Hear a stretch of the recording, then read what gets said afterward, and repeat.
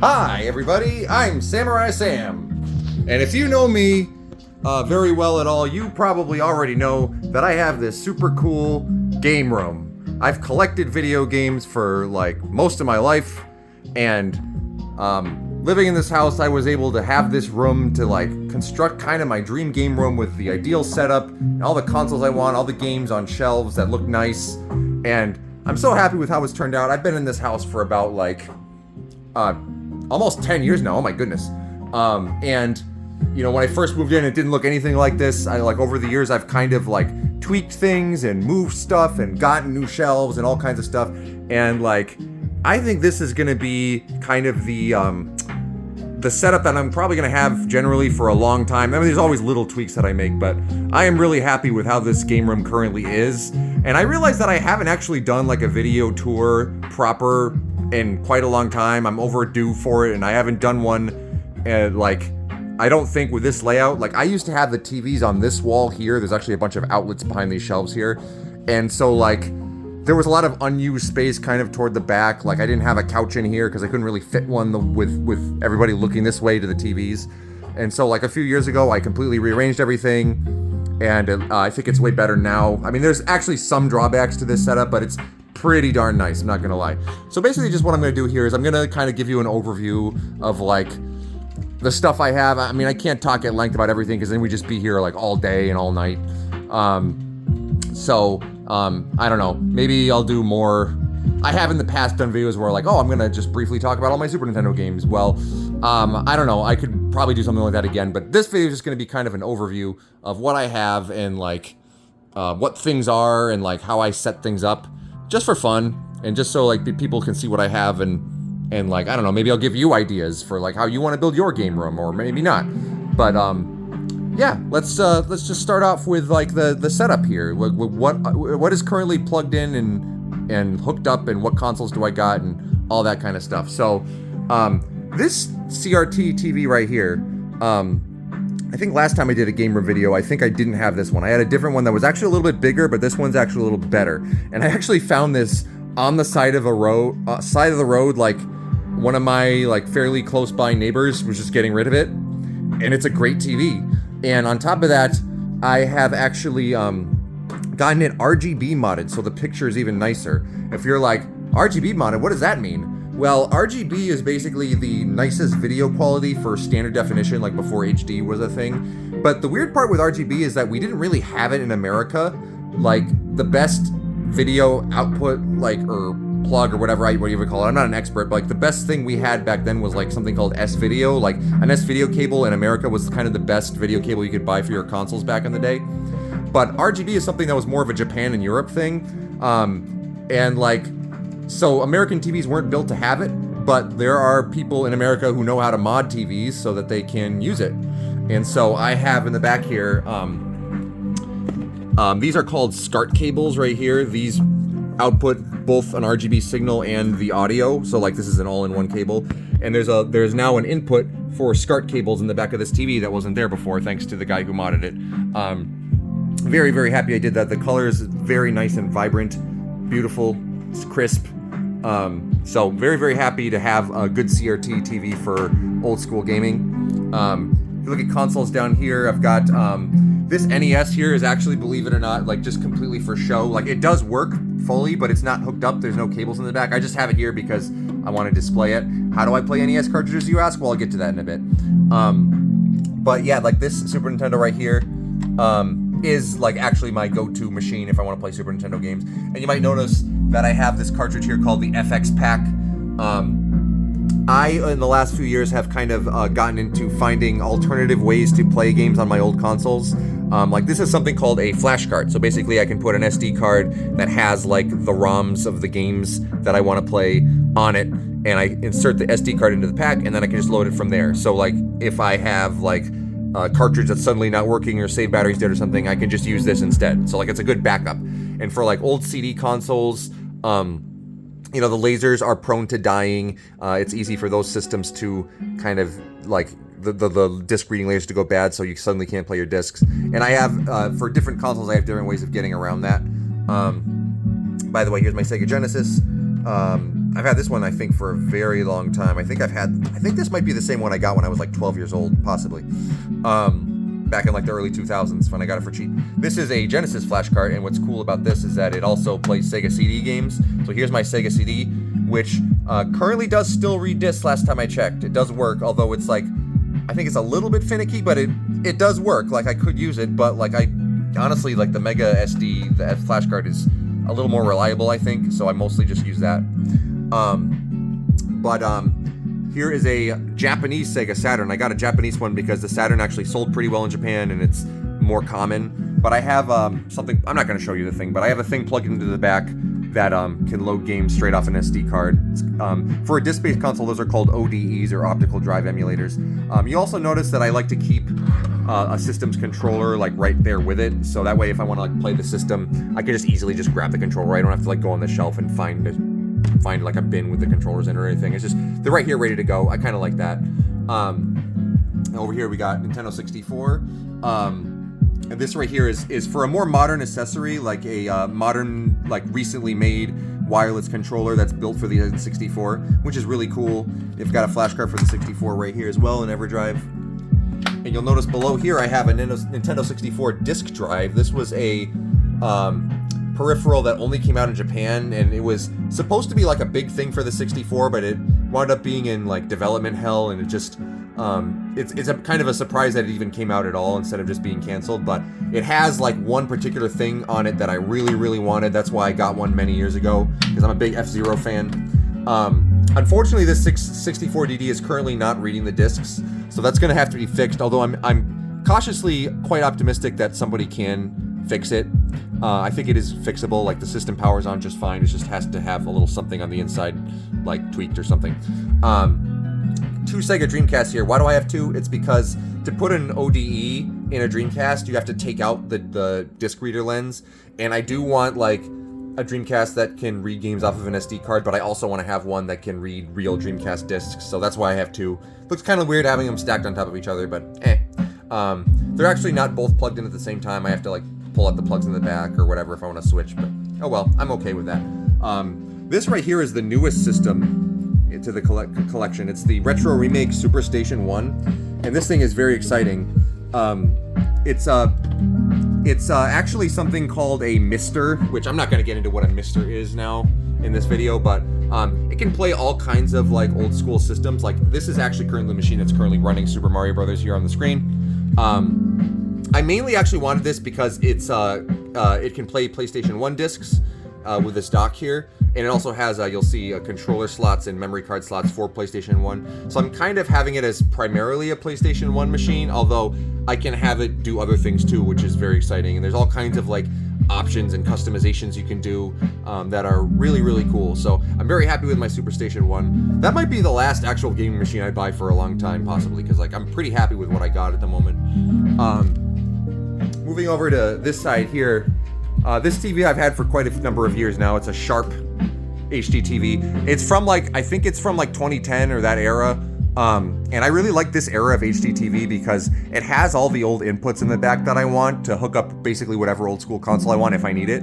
And also it displays standard definition really well while also doing HD 1080p. So it's just very versatile, and it looks nice. I like the way 1080p looks on this TV. Of course, the downside is that it doesn't do like HDR 4K, so I currently don't have a TV that does that. My laptop can do that.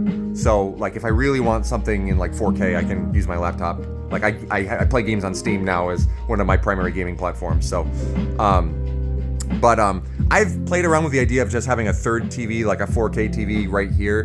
But as of right now, I don't feel like actually going that crazy yet. Maybe someday, I don't know. You never know. But not as of right now. So yeah, I keep some choice controllers here, just readily available for the taking. You'll notice I have some weird looking consoles you might not recognize. I'm a fan of this company called Analog that kind of does like high-end, like modern versions of old school consoles. So this is the Analog 3D. I think this is their newest product. It's a Nintendo 64 player, basically. and it's really, really well made, and it's got all kinds of like customization options, and like it even has like more power than a regular 64, so you can like overclock the games and do things that normally weren't possible before. This is, of course, is a real authentic GameCube. It's not my original GameCube, but it's a GameCube I've had for quite a while. And this is like a special memory card that came out recently that like you can use an SD card for your saves and stuff, so that's really nifty. Got the Game Boy Player down here, along with the Game Boy Player disc, which apparently is like really high on demand now and expensive. I'm glad I got it way back in the day. This right here is the Analog NT Mini Noir, which is, if I want to play my NES or Famicom cartridges, this is my device that I would use. Like this slot is for NES, this slot's for Famicom. It's just really versatile. It does like basically everything that you would possibly want it to do. So I'm really happy with it. And then down here we've got the Atari 2600, which I've had for about, I think exactly like 20 years now, which is really something. It still works like a charm. It's really like my oldest console, but it's never had any trouble working, which is quite a marvel. This is the Starpath Supercharger. Like, kind of little known fact, some Atari games came on cassette tapes, and so you need this device here, and then this plugs into a headphone jack of like a cassette player, and you plop the cassette game into a cassette player and plug this into the headphone jack, and it loads the data. It's really wild. It's kind of cool. So I have like 3 games on it, which isn't a lot, but like they're cool games, and I think this is a neat little accessory. This right here is the dock for the Analog Pocket, another analog device. This is a thing that plays like Game Boy Color, Game Boy Advance stuff, Game Boy, and it's really, really cool machine. It's got a vibrant screen, very pretty. It's got really useful features like sleep mode, and this is a dock that lets you play. You just plop it on there and you can play the Game Boy games on the TV, which is really cool. And of course, regular Nintendo Switch. I do not have a Nintendo Switch 2. Currently don't feel like I need one. Like, there would need to be a game on it that like I really have to play, and right now there isn't one, so currently I'm just fine with the Switch 1 here. I also don't have a 4K TV, so I'm a little bit less motivated to get a Switch 2 for that reason. This is my original Nintendo Wii, which I got like soon after the system came out back in 2006, which again was nearly 20 years ago now, kind of wild. Wii U right here. I have the Wii U chip model inside that is prone to failure apparently, so I'm a little concerned like my Wii U may not last super long, but I'm trying to like keep it plugged in and powered on once in a while, which apparently is good for it. So as of right now it still works, and hopefully it does for a long time, fingers crossed. We've got a couple more analog systems down here. This is the Analog Mega SG and the Analog Super NT for Sega Genesis and Super Nintendo. And I don't really use these a whole lot anymore. Like, since I got that CRT TV RGB modded, kind of don't need these as much. These are more for if you want to play those games on an HD TV. They're nice for that. These actually don't connect to CRT TVs, unlike the NT Mini, which does connect to a CRT. But they are really cool devices. I do care enough to have them out here on display, but not using them a lot lately, if I'm being honest. Over here we've got a couple PS2s. Why do I have more than one? Well, one of them has a hard drive attached. And actually it has the hard drive attached that has the games that I want to load on it. So again, I don't have to worry if CDs stop working. But it does read discs too. But the thing with this one is that I've made it region free, so I can play all my like Japanese and even European or Australian, like any region PS2 game I can play on here. European PS1 games don't really display right when using this thing, although I can play those with the Superstation 1 over there. And then this right here, this little fella right here that's easy to miss is the PS TV, which is basically a console version of the handheld PlayStation Vita. And that's a really nifty device. It's homebrewed, so I can just put all kinds of cool stuff on there. And I like pulling that out once in a while. It's great for like PSP. I had to get a third like standing shelf here because these two weren't quite enough. So I've got my super slim PS3. My original PS3 that I got back in 2011 decided to stop reading discs, and I had a hard time actually trying to fix that disk drive. So instead, I just transferred all my data onto this baby, and it works. It's the kind that like opens like that. And then we've got the original Xbox here, which I have actually taken out the original hard drive inside this thing and put a new one that holds way more space, and like basically I've put every Xbox game that I could possibly care about on there. So that's really cool. I don't have to worry that much about like the discs drive going bad. Currently it does read discs, but if it ever didn't, then I could still play the games I want. And so that makes me happy. And then of course, Xbox 360 up here.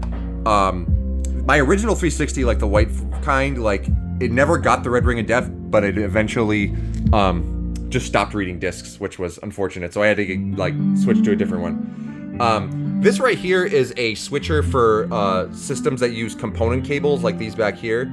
So currently I have 3 systems that I primarily use the component cables for, so PS2, Xbox, Wii. So I can easily switch between them like this.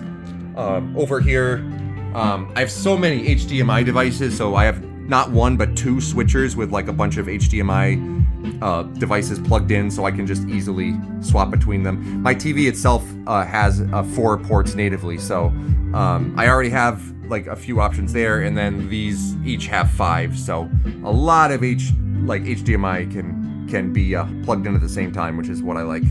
Down here is a whole jungle of cords. I have like a couple different power switchers here.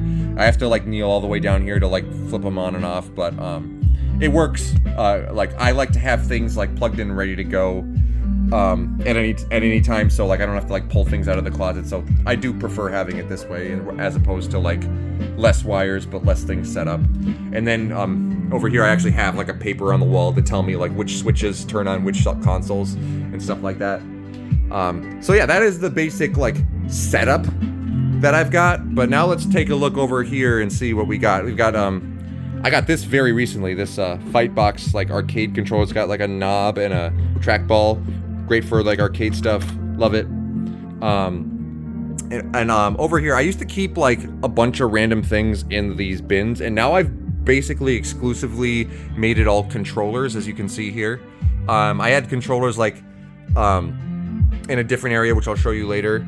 Well, I had a few in here, but not that much. And now it's like basically all controllers. And the very bottom one is like multi-taps and accessories like that to help me connect. It's controller related stuff, basically. And so I really prefer it this way. I was happy when I came up with that idea.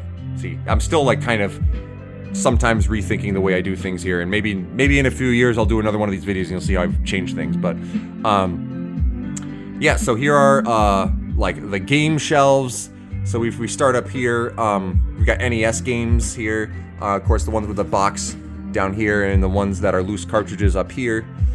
And of course, I've got like all kinds of decorations, random decorations of various kinds. I could talk about those. Like there are stories behind a few of them. But yeah, you'll notice just around this room, I have various decorations and like some autographed stuff. Like this is autographed by Tim Kitzrow, who was the voice of NBA Jam, the announcer who said like, "He's on fire." But anyway, I'll just kind of scroll through these so you can see a bunch of the games I have. These are Famicom boxed games. Famicom is, of course, Japanese NES. So we've got like a couple of the old Final Fantasies here, old Fire Emblems, Goemon games. Some stuff you might have heard of. A Japanese Star Wars game is right here. Again, you'll see like random decorations here like this. I think these dioramas look really cool. Then we get over to like some Sega Genesis loose cartridges here that I don't have the box for. Those are loose Famicom cartridges up there, which is, again, Japanese NES. And then here we've got, like, Super Nintendo stuff. I used to have these, like, flipped up like this, but I realized that it's probably better to just have them like this. It's not as easy or convenient to read the game labels, unfortunately.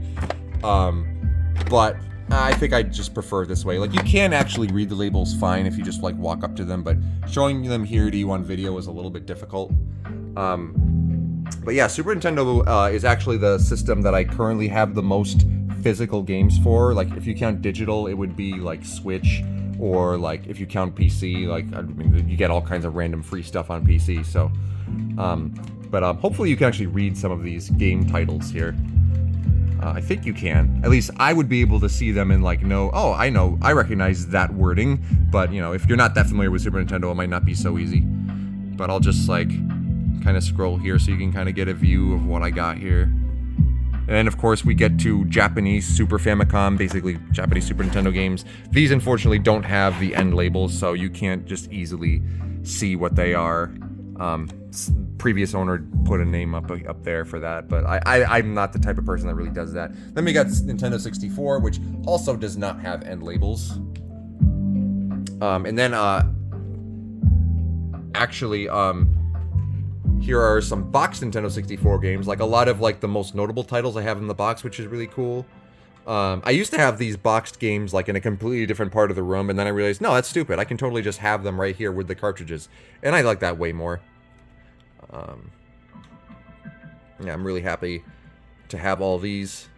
And then we've got Sega Saturn stuff here. These are actually Japanese, mostly Sega Saturn games, which came in the smaller jewel cases, kind of like PlayStation games did, like in America actually.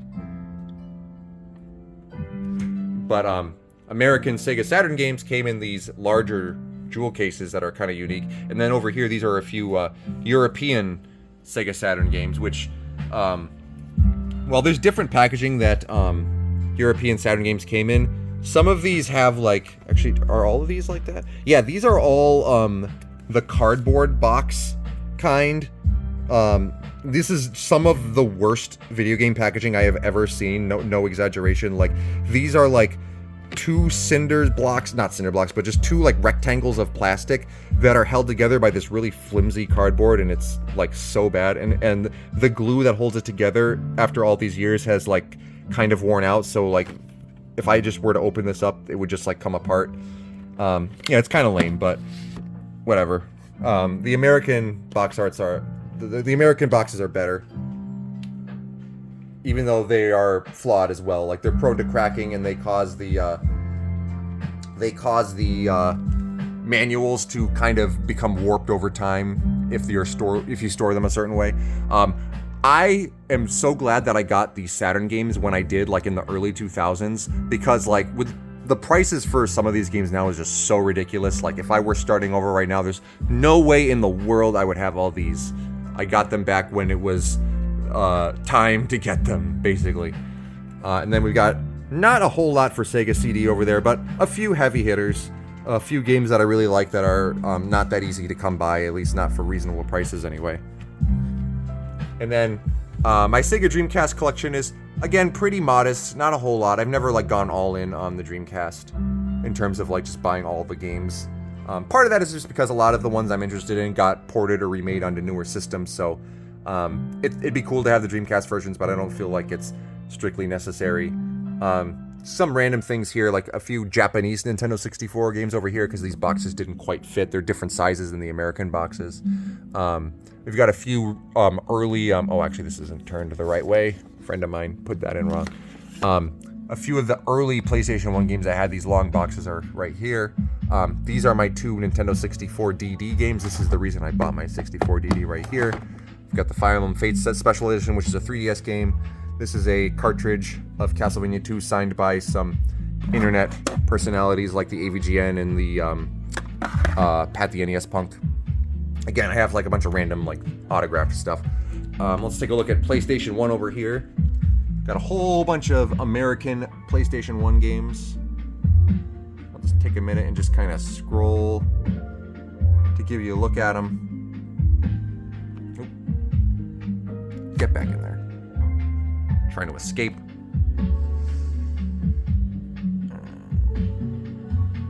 I'm really happy that I was able to basically get all of these games in a row. Like, I have some of these rows that I have here are basically themed, and I have like just the exact amount of games to like fill them in. So this is the PlayStation row.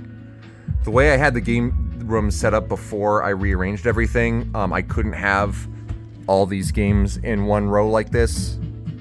Like, I had, what you're looking at here is actually 3 different shelves. And before I only had no more than 2 of them together at a time, and now that I have 3 together, I can like have an entire row that's just like all PlayStation 1, which is super cool.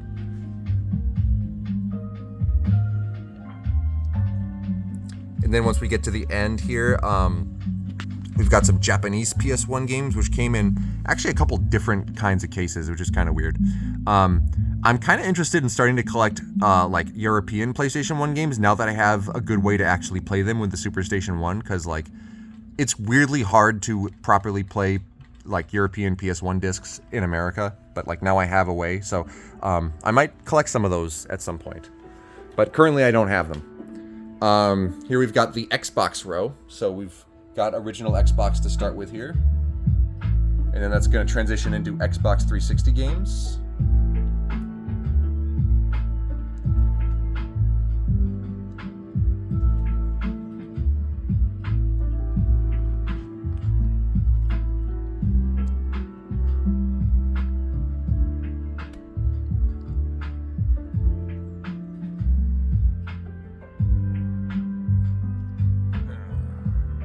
go. And below that, we've got the Nintendo DS and 3DS row.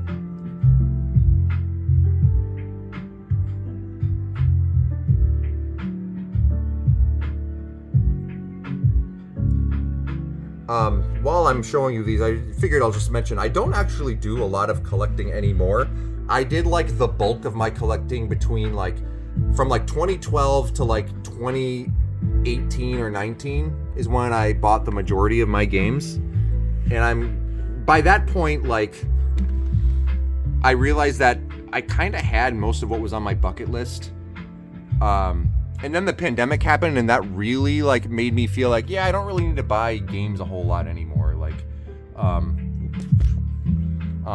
When COVID lockdown happened, obviously I wasn't really shopping for games so much anymore. And I didn't really go on eBay that much and buy games at that point. And then the prices just went way up too. So I was I'm pretty happy with what I got by and large. Once in a while I'll buy stuff, but my collection hasn't really grown at all in the last couple of years.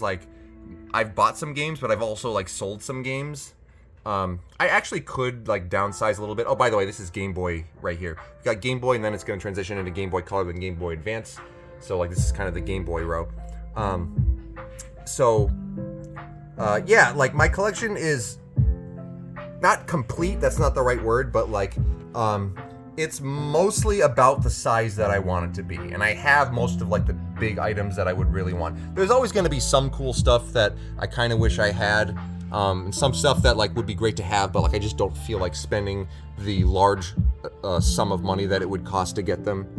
There's always the chance that I could just find opportunities that I don't expect and get more things. But for the most part, my collection kind of is what it is at this point, I feel. Over here we've got a few Virtual Boy games, a few in the box, and then there's a few loose cartridges behind there. I do actually kind of like the Virtual Boy, believe it or not. The games are actually better than you might expect for a failed console. But I can see why it flopped, because it is not a well thought out piece of hardware, not at all. And then at the very bottom we've got the Sega Genesis / Mega Drive boxed games. We've had a few loose carts up there, but of course it's easier to find these games in the box than other systems from the same time period, so I have quite a few in the box.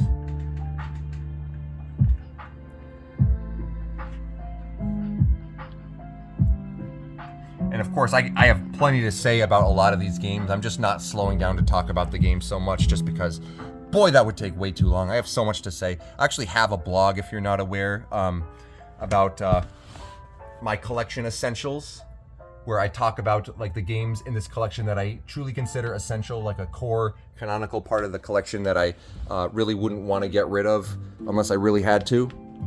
There's a lot of games on here that I'm kind of happy to have, but I could potentially see myself selling them at some point. I don't necessarily feel that attached to them, but there are a lot of games on here that I do definitely feel an attachment towards and wouldn't want to sell. And so that's kind of what the blog is all about, is my way of kind of canonizing which games are truly essential.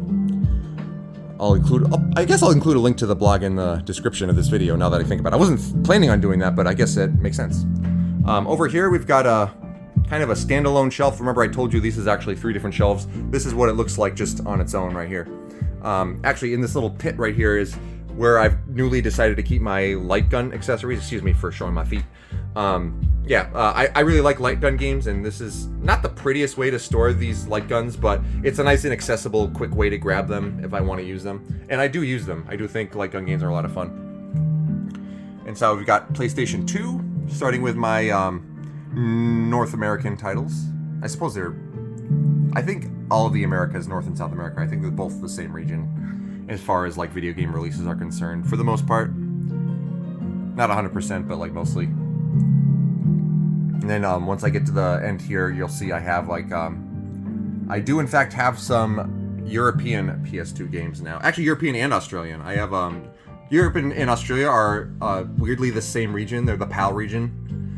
So it's considered the same, and if you buy games from one of those areas, and it'll work on the systems from the other area.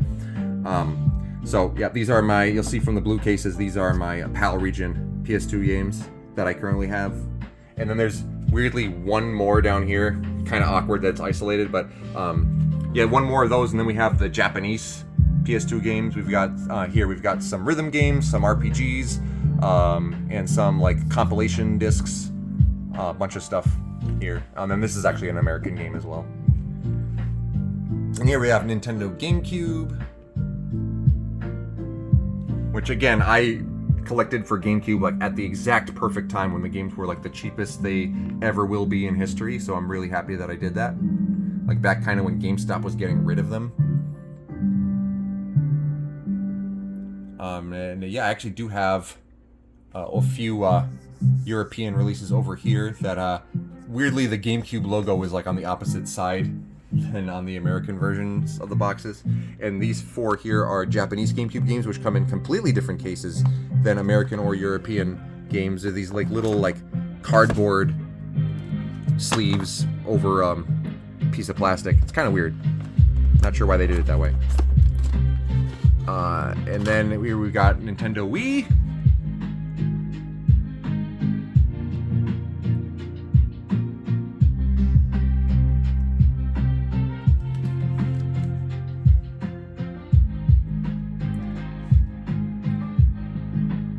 And then after Wii, we've got some boxed Atari 2600 games. And actually, there's some more Wii right down here. Not a whole lot. And then some Wii U, rather small Wii U collection because, yeah, Wii U didn't have the biggest library in the world. And also a lot of its games were ported, although I think I have, like, most of the games I would have anyway for Wii U if the games didn't get ported. Although, yeah, there's some that, like, I just got on the Switch, like Bayonetta 2. I never had the Wii U version, I just got it on Switch, for example. And then over here, we've got all kinds of handheld nonsense going on. Basically, like, just about every Game Boy version that there was. Like, I've got the original, where is the original? Yeah, the original's over here. The Game Boy Original, Game Boy Pocket, Game Boy Color, a couple Game Boy Colors, actually. Game Boy Advance, Game Boy Advance SPs are over here. Both versions of it. And then Game Boy Micro. And then, like, all the DS versions, like regular DS, DS Lite, DSi is over here, DSi XL is right here. Sorry if the lighting is not the best. Then a couple 3DS systems. I actually don't have the original smaller 3DS, and I also don't have the 2DS either. So 3DS is the point where I stopped getting like every single variant of them. I've also got a PSP here, PlayStation Vita in this case right here. Some Game & Watch systems, as you can see here. I was really happy to get these. It's really cool to have like the authentic originals. Like playing, for example, Game & Watch Gallery on the Game Boy is really cool, but there's nothing that really replaces like playing one of these original units. It's really cool. Then right here, as you can see, is a Rob the Robot for the NES. And last I checked, yes, he does fully function and work as he's supposed to, which is very cool. I've got a boxed Super Nintendo set over here. And yes, the Super Nintendo console and controllers are intact inside this box. I forget if I took out the Mario World cartridge or not, but if not, I could definitely put one in there. I have other console boxes. This is one's my favorite, so that's why I keep it out. But anyway, let's just move that over here for a second, just so I can show you these Atari cartridges. So I've got this thing right here that has a bunch of games in it for Atari 2600. And then if I'll just move this, we've got this video game organizer, it says. We've got this baby right here, which the top comes off, and you can just see all kinds of Atari stuff right here. This is actually the thing that I got with I got this with my Atari 2600 at a yard sale with like 30 games for like dirt cheap. Like they were basically giving it away, and that was a really awesome find. It was actually my mom that found it, so shout out to my mom. These are the cassette games I was telling you about for the special accessory there on the Atari. You see these games come on cassette. Very weird. I didn't even know about it until like, I don't know, almost a decade ago I found out about these, and basically when somebody gave it to me.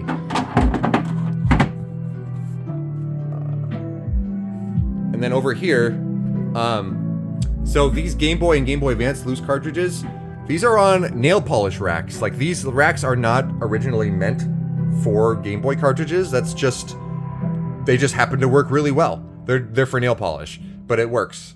And I think it looks great. For a while, I like wondered what the heck do I do with my loose Game Boy carts? Like I had them in a drawer for a long time. This is so much better. Then right here is a flash cart for the Game Boy Advance, which again, like I look for ways to play the games without having all of the original cartridges as kind of a backup if I want to. And then some Game Boy Color and Game Boy Advance stuff down here. Then down here I've got a whole bunch of like modern wireless Bluetooth controllers. And like I just kind of figured, I newly put them in this space. I figured it'd be nice to have them all in one place, and this seemed like a good spot. I keep them separate from like the regular old school wired controllers. I mean, these have, some of these have cords too, like especially like for charging. They all charge like via like USB-C or whatever. Oh, actually I forgot to mention over here, I have a couple things down here, like the these little sneaky shelves here. Like there's a Microsoft Kinect and an PS2 iToy, and like there's a random controller over there. And down here are some like Game Boy cables, like link cables and stuff, which you can't see that well because it's dark. Then here we got a whole bunch of Nintendo Switch stuff. I got so many Nintendo Switch games from companies like Limited Run Games were doing like indie games, physical releases for indie games for like relatively cheap. And so like I really kind of went maybe a little too far buying some of those. I bought some stuff that I probably shouldn't really have bought. And so I've downsized my Switch collection a little bit. And might just do a little bit more downsizing as time goes by. You know, a lot of these games I'll like try out, but we'll decide. Yeah, so that's what happens sometimes. Is I'll try out games and I'll decide, you know what, I don't like this as much as I thought I did. I can sell it. And so some of these games will have that kind of thing happen to them. You'll notice I have like one Switch 2 game here. It's because it's Hades 2, and it also works with the original Switch. I don't have a Switch 2, but like this is you could argue this is actually like an original Switch game that just comes with the Switch 2 version on it, because it works on the original Switch. So, did I show you this one? I think I showed you the rack above, but not this one yet. So let me just show you this one real quick. Yeah, the big sea of red we've got here for the Nintendo Switch. It's actually, I think it's the console I have the second most physical games for, other than the Super Nintendo, which is kind of wild. It looked there for a bit like it would pass Super Nintendo in terms of most physical games in my collection, but I've kind of stopped buying Switch games for the most part, so I don't think it's actually going to get there.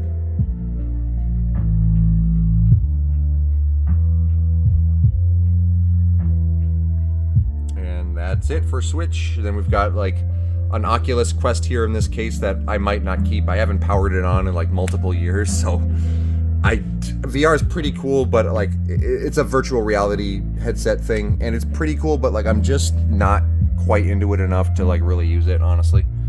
PlayStation 3 games down here.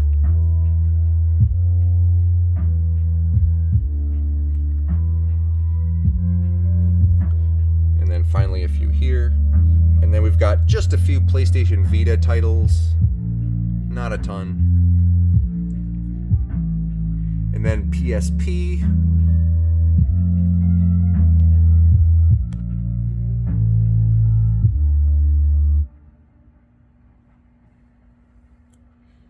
And then this is like over here, this is kind of like a bunch of like extra junk that came with games and stuff that like I don't want to keep with the actual game for whatever reason, like maps and soundtracks and like, oh, this is another EverDrive that I don't really need this one anymore, but this is a flash card for NES.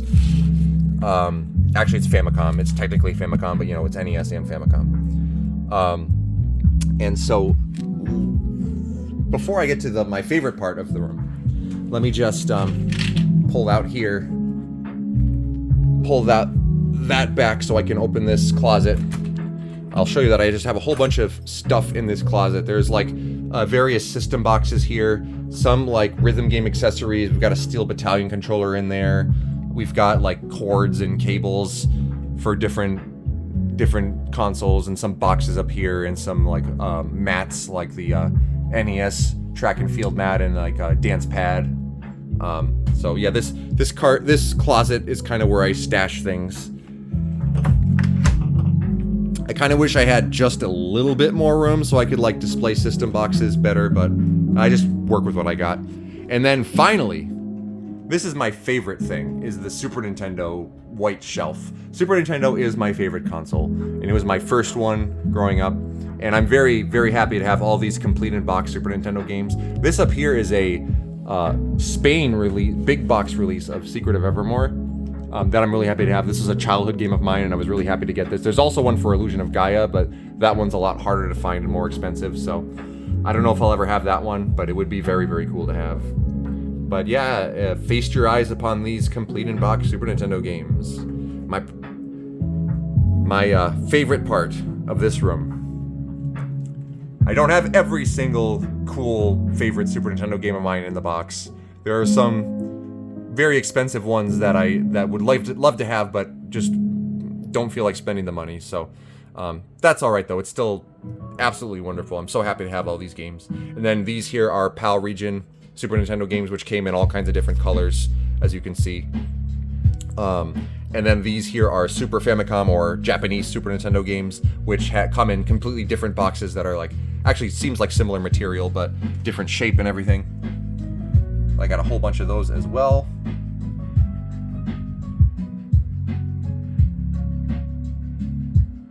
And that is basically it. Like, that is my game room. Gives you, gosh, I've been going on for 40 minutes now, just rambling and showing you all this stuff. So yeah, that's just kind of an overview. This is my setup. This is how I do things. This is how I display things.